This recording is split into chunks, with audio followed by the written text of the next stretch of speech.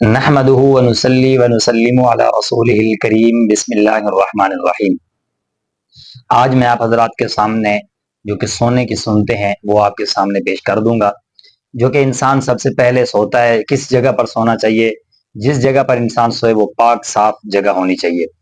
کوئی اونچی جگہ ہو تو بہتر ہے، یعنی کہ چارپائی وغیرہ اس طرح کی ہو تو بہت زیادہ بہتر ہے۔ اسی طرح جب کہ وہ اپنے بستر پر جائے تو 3 بار اسے جھاڑ دے، یعنی کہ اگر کوئی اس کے پاس کپڑا وغیرہ ہے تو اسے جھاڑ دے، اور جو کہ اگر اس کے پاس کپڑا وغیرہ نہیں ہے تو یہ بسترے کو لے کر وہ 3 مرتبہ جھاڑ دے، تو یہ سنت طریقہ ہے، آپ اس کو ضرور کریں۔ اور اس کے بعد جو ہے یعنی کہ جب بسترے پر آپ پہنچ جائیں تو اس کے بعد بسم اللہ الرحمن الرحیم پڑھتے ہوئے اپنے کمرے کی لائٹ وغیرہ جو چراغ ہو اس کو بند کر دیں،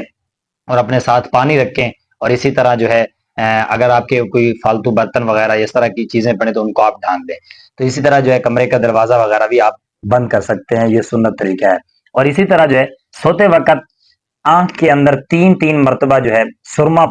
پانا، یعنی کہ سرما مرد اور عورت دونوں سرما پہن سکتے ہیں، یہ سنت طریقہ ہے۔ اور اسی کے ساتھ ساتھ جب سو جائے انسان تو اس وقت انسان سونے سے پہلے بسترے پر موجود ہو تو اسے چاہیے سورۃ الفاتحہ اور آیات الکرسی، اور اسی طرح جو ہے سورۃ الملک یعنی تبارک الذی، اس سورت کو، اور اس کے ساتھ جو ہے آپ درود شریف بھی پڑھ سکتے ہیں، آپ ان کو پڑھنا ضروری ہے۔ اور اسی طرح جو ہے آپ ان کو اگر نہیں پڑھ سکتے تو 2-4 صورتیں اور آخر والی 4 صورتیں کل شریف جو ہیں آپ ان کو بھی پڑھیں۔ اگر ان میں سے کوئی نہ پڑھ سکیں، آپ کے پاس وقت نہ ہو، تھکاوٹ ہو، تو اسی طرح جو ہے آپ کر سکتے ہیں، لیکن ان میں سے ضرور ہی 2-4 صورتیں کو پڑھیں، یعنی کہ جو آخر میں آپ پڑھیں گے یہ بھلائی اور نیک بختی کی بنیاد ہے۔ رات نماز عشاء کے بعد بیٹھنا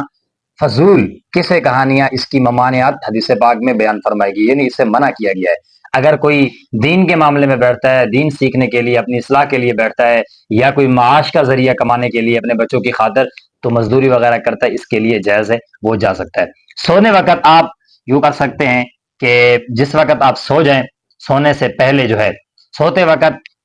ایک کروٹ یعنی دائیں کروٹ سونا آپ کے لیے مسنون طریقہ ہے۔ پیٹ نیچے ہو اور اسی طرح جو ہے